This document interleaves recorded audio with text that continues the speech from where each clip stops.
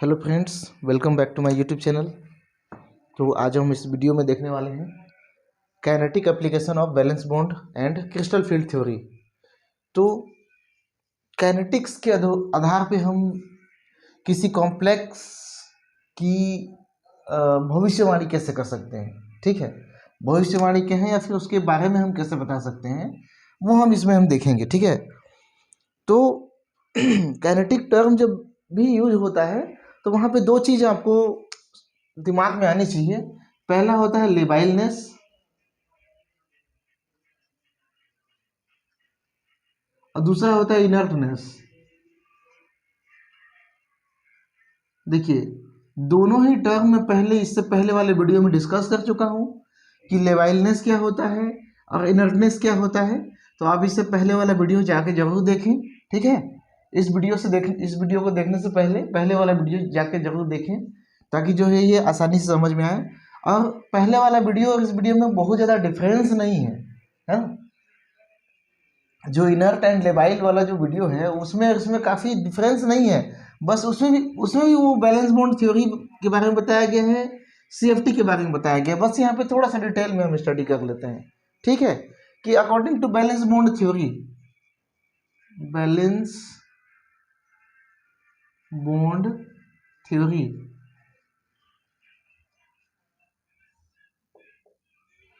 कोई complex inert या labile कैसे होगा, ठीक है। यही हमको जानना है, कॉम्प्लेक्स इनर्ट या फिर लेबाइल कैसे होगा। तो वैलेंस बॉन्ड थ्योरी के अनुसार टू टाइप्स के कॉम्प्लेक्स बनते हैं। एक तो हो गया आपका आउटर ऑर्बिटल कॉम्प्लेक्स,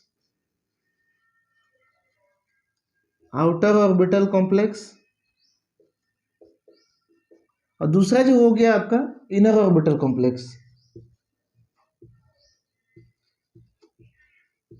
जैसा कि नाम से ही स्पष्ट है, ठीक है। ये आउटर ऑर्बिटल कहने का मतलब क्या है, जब इसमें हाइब्रिडाइजेशन होगा। क्योंकि हम ये ऑक्टाहेड्रल के लिए देख रहे हैं, ठीक है। ये क्या है, ऑक्टाहेड्रल के लिए देख रहे हैं, ठीक है। ऑक्टाहेड्रल के लिए मतलब ऑक्टाहेड्रल में हाइब्रिडाइजेशन क्या होगा, sp3d2। ये आउटर ऑर्बिटल मतलब डी वाला क्या होगा, बाहरी ऑर्बिटल होगा। अगर हम ns यूज करते हैं तो इसमें np3 होगा और n d2 भाग लेगा, ठीक है। मतलब अगर 3s है तो 3p3 प्लस 3d2 भाग लेगा। यहाँ n की वैल्यू क्या होगी, एक समान होगी, ठीक है। ये तो रही क्या, आउटर ऑर्बिटल की बात। अब इनर ऑर्बिटल की बात करें तो इसका जो हाइब्रिडाइजेशन होगा इसको हम लिखते हैं d2sp3। ये d क्या होगा, n-1d होगा ये, ठीक है। n-1d होगा और ये क्या है, n होगा, ये भी n होगा। मतलब अगर हम यहाँ पे 4s प्लस 4p3 यूज करते हैं तो यहाँ पे हाइब्रिडाइजेशन किसके साथ हो रहा है, 3d2 के साथ में हो रहा है। मतलब यहाँ पे n की वैल्यू क्या है, 4 है, तो ये क्या हो जाएगा, n-1, ठीक है। मतलब ये आंतरिक ऑर्बिटल जो है यहाँ पे भाग ले रहा है, अंदर का ऑर्बिटल, इसीलिए इसको बोला गया इनर ऑर्बिटल कॉम्प्लेक्स, ठीक है। तो अब हम देखते हैं कि आउटर ऑर्बिटल कॉम्प्लेक्स किस नेचर का होगा, इनर्ट होगा कि लेबाइल होगा। तो जैसे हम यहाँ पे आउटर ऑर्बिटल की बात करते हैं तो यहाँ पे जो होगा, यह जो होगा, इसमें जो डी ऑर्बिटल होगा, है ना, इसका नेचर क्या होता है, ईजी नेचर का होता है, ईजी नेचर का होता है। और ईजी में जहां इलेक्ट्रॉन भरेंगे, इलेक्ट्रॉन यहां भरेंगे तो क्या होगा, लेबाइल होगा। पिछले वीडियो में भी मैंने आपको बताया है कि ईजी में इलेक्ट्रॉन भरेगा मतलब क्या है, लेबाइल नेचर का कॉम्प्लेक्स होगा। या कह सकते हो कि ईजी ऑर्बिटल भाग ले रहा है हाइब्रिडाइजेशन में, तो यहाँ पे लिगेंड एक्सचेंज आसानी से होगा, ठीक है। लिगेंड एक्सचेंज आसानी से होगा। इसका जो एक्टिवेशन एनर्जी है EA, इसकी वैल्यू क्या होगी, कम होगी, ठीक है। मतलब क्या होगी, इसकी एक्टिवेशन एनर्जी का मान क्या होगा, कम होगा, ठीक है। यहाँ एक्टिवेशन एनर्जी लिखना आप। तो ये क्या हो गया आउटर ऑर्बिटल कॉम्प्लेक्स के लिए। मतलब जैसे जैसे हम यहाँ पे ईजी में इलेक्ट्रॉन भरेंगे क्या बढ़ेगी, अनस्टेबिलिटी बढ़ेगी। अगर अनस्टेबिलिटी बढ़ेगी मतलब वो कॉम्प्लेक्स क्या होगा, लेवाइल होगा। इतना क्लियर हो गया, यहां तक कोई दिक्कत नहीं है। ठीक है, अब देख लेते हैं इनर ऑर्बिटल के बाद। जो इनर ऑर्बिटल होता है इसका जो कैरेक्टर होता है वो क्या होता है, T2G कैरेक्टर का होता है, कैरेक्टर का होता है। ठीक है, अब ये क्या होता है T2G। T2G में इलेक्ट्रॉन जाने से एनर्जी क्या होती है, सिस्टम की एनर्जी क्या होती है, घटती है। ठीक है, सिस्टम की एनर्जी घटती है मतलब निकलती है एनर्जी। एनर्जी सिस्टम क्या होता है, स्टेबलाइज होता है, स्टेबलाइज्ड होता है। स्टेबलाइज होगा मतलब वो क्या होगा, अक्रिय होगा, या कह सकते हो इनर्ट होगा। मतलब ये क्या दिखाएगा, इनर्टनेस को दिखाएगा। ठीक है, इसकी एक्टिवेशन एनर्जी का मान क्या होगा, काफी हाई होगा।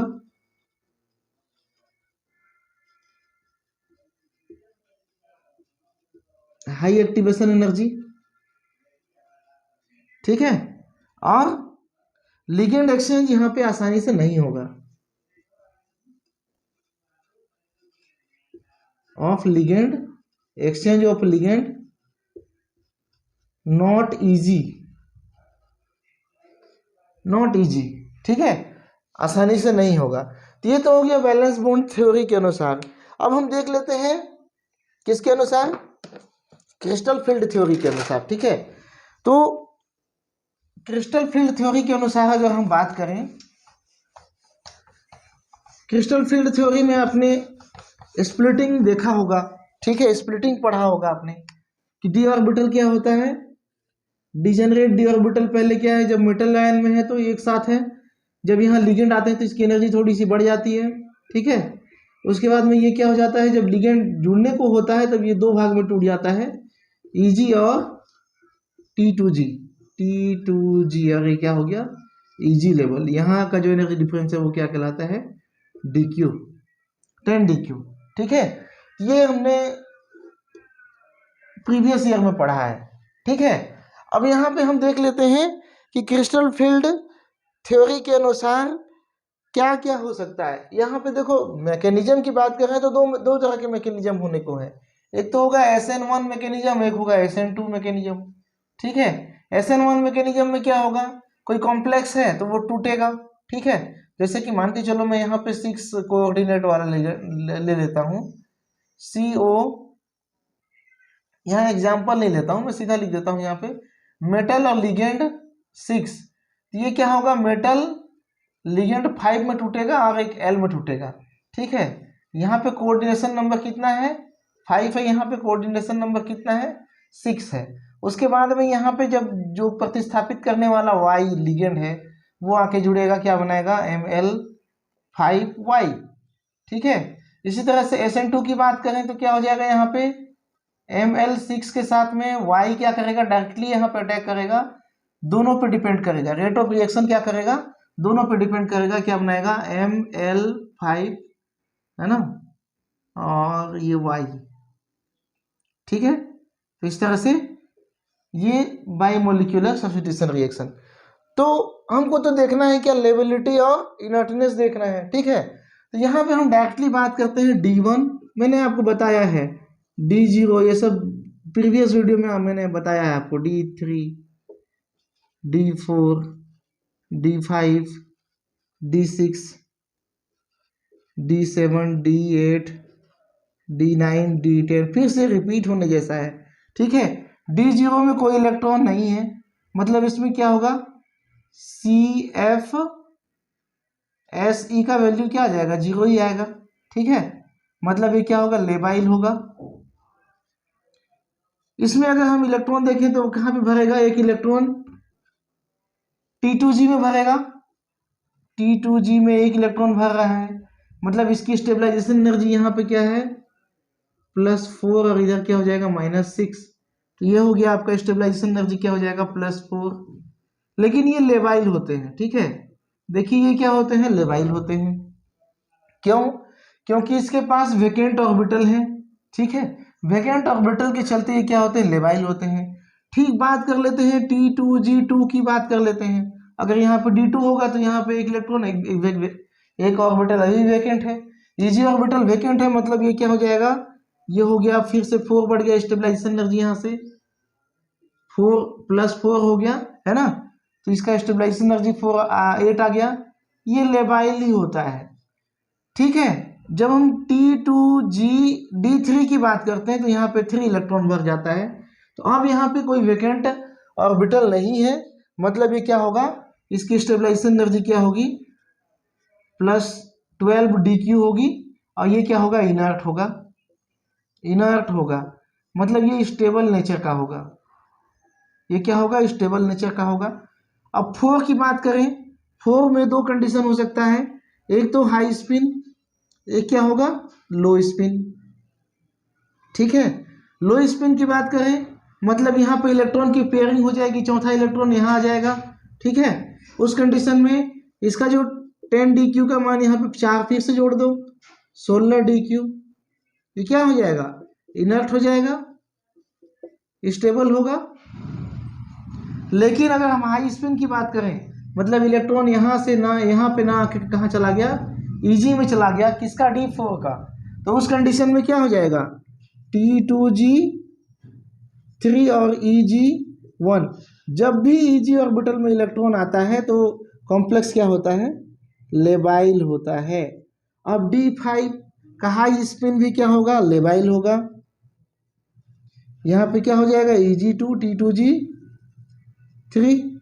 D6 का क्या हो जाएगा, T2G4 Eg2, ये हाई स्पिन है, ठीक है, ये भी क्या होगा, लेबाइल होगा।